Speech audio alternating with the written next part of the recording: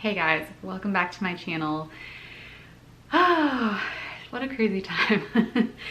I haven't been filming or posting anything with everything that's going on with the coronavirus.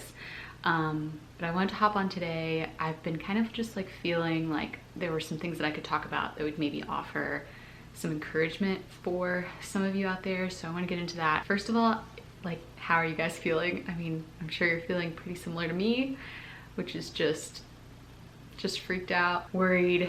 There's so many different things to be worried about right now. And it can be really hard to just try to like stay positive with everything that's going on. I want to send like just love and support to those of you who are in the most like vulnerable groups, like high risk groups, those of you with immune problems and lung problems and things like that, those of you with family members who have those types of things. My dad is in the high risk group and I'm worried about him all the time, and it's just like, it's so hard. And then, you know, those of you who have to go to work still, those of you who are medical professionals taking care of everyone, just thank you so much for everything that you're doing. And everyone who has to be at work right now, like all of the essential jobs, just want to thank you for keeping things afloat and for putting yourself at risk for the rest of us. It's really amazing. And then also I'm really thinking of those of you who can't work right now but have a lot of concerns about your finances.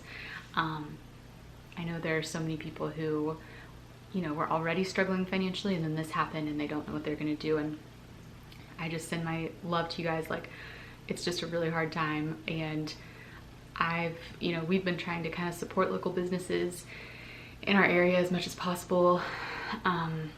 It's just, hopefully, you know, the government is able to provide help, but I just want to like say that right off the bat. I'm really thinking of you guys. This video is mainly going to be for those of you who are parents. There's some like unique challenges I think right now for parents. Now, I don't have older kids, and I'm not trying to juggle work with watching my kids, and you know, those are completely separate challenges that I can't really offer advice for, because I don't know what I would do in that situation. But with all of the stress that's going on right now, one of the things that is adding a lot of stress to people is being home with their kids full-time for the first time and not really knowing what they're supposed to do. I saw on Instagram the other day a screenshot that a girl took of a conversation with her mom, and her mom's a psychologist. And her mom was saying one of the main things that her clients or her patients have been talking to her about is this pressure and this stress of being home with their kids all day, and they're not used to that and they don't know what to do. Again, I can only speak to my experience of having, my son is almost 2. But being home, a full-time stay-at-home mom with him, that transition was really hard for me too.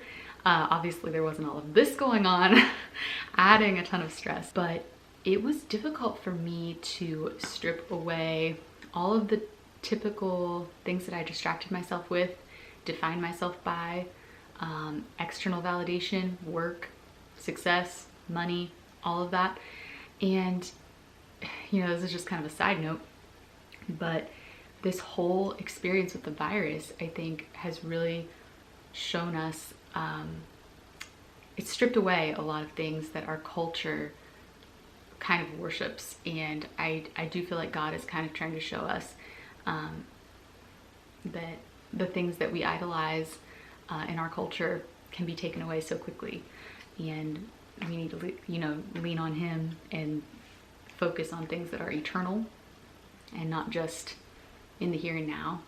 It's kind of a separate topic, but anyway, the point is, it can be really hard, I think, for some people to have these days at home with their kids.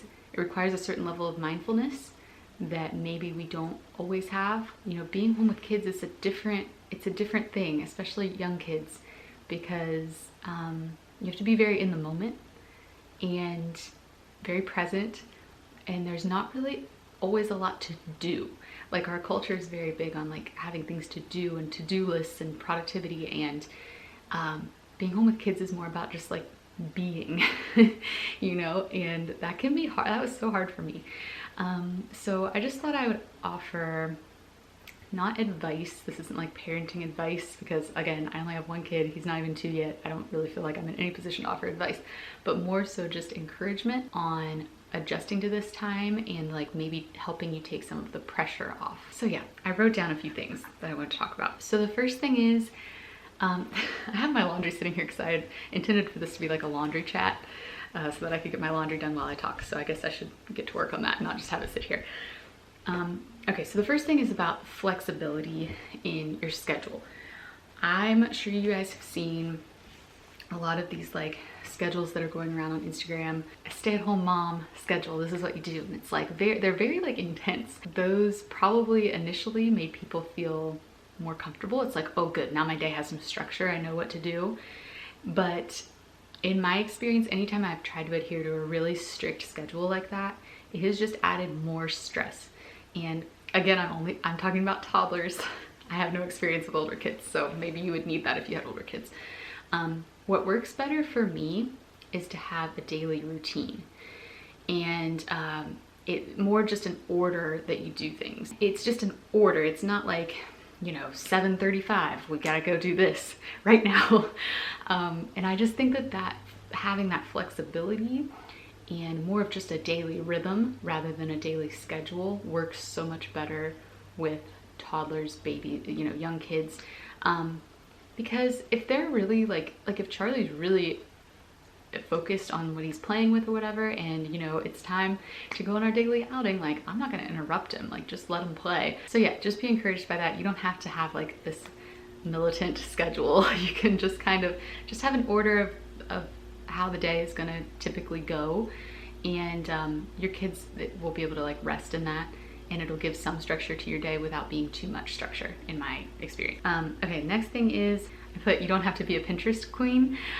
You don't have to be a Pinterest queen or a preschool teacher. Before I had him, I used to see all this stuff on Pinterest. I was like, oh, he's gonna be doing like all of this, you know, sensory play and artwork and just all these different things. I'm not saying that any of that is bad, but you don't have to do that. Like, this specific situation that we're in right now is nothing that any of us have ever experienced, and it is very stressful. Like, don't add more pressure to yourself. Number one, the best thing for young kids anyway is free play. Look up the work of Dr. Peter Gray. He's written some great books, but you can find articles and stuff like that. I think he has a TED Talk. You know, free play is the best thing for not just toddlers, but young children in general. So don't think that you have to like plan out all of these activities and, you know, spend hours prepping some type of like art project, because again, we don't need the extra pressure. You're gonna burn out. You gotta another thing with like being home with your kids all day every day is you have to play the long game and pace yourself, because we don't know how long this is gonna last. Next thing I want to talk about, don't beat yourself up if they have a little screen time. It's not gonna kill them to have a little screen time, okay? Sometimes you need that little time to yourself to get something done. I'm not saying plop them in front of the TV all day. I have Charlie watch a little bit of TV. Oh, I just touched my face. It's so hard not to touch your face, isn't it? Anyway, I have Charlie watch a little bit of TV while I get ready in the morning. I have him watch a little bit of TV while I'm making dinner in the evening, and I have no guilt about it, and neither should you. So just like give yourself that break. The last thing I want to say is something that I've just been noticing lately with everything that's been going on. They pick up on it. Toddlers, young kids, you wouldn't think they would understand what's going on, but they know when something is up. And I've just noticed that Charlie has been extra clingy, like ever since this kind of started going down. He's been wanting to nurse more. Some nights he doesn't want to go to bed in his room. He wants to go to bed in our room. We've been like allowing that to happen. I'm not saying you should just like let your kids get away with whatever they want or whatever, like during this time. I think it's good to still have limits and stuff, but my point is they are stressed too. They might not understand the details of what's going on, but they can sense a level of tension and stress in the home. So I just think like take it easy on ourselves, take it easy on them, and like I've just been trying to have more like physical touch with him and cuddles with him and try to like connect with him more. I hope this provided a little bit of encouragement to you guys to just take it easy on yourself, give yourself grace and your family grace during this time, and try not to add too much extra pressure. So yeah, I hope this was helpful. I've been posting kind of a lot over on my Instagram stories at HollyHomebody_ if you'd like to follow me over there. Yeah, hang in there guys, stay healthy, and I'll see you soon.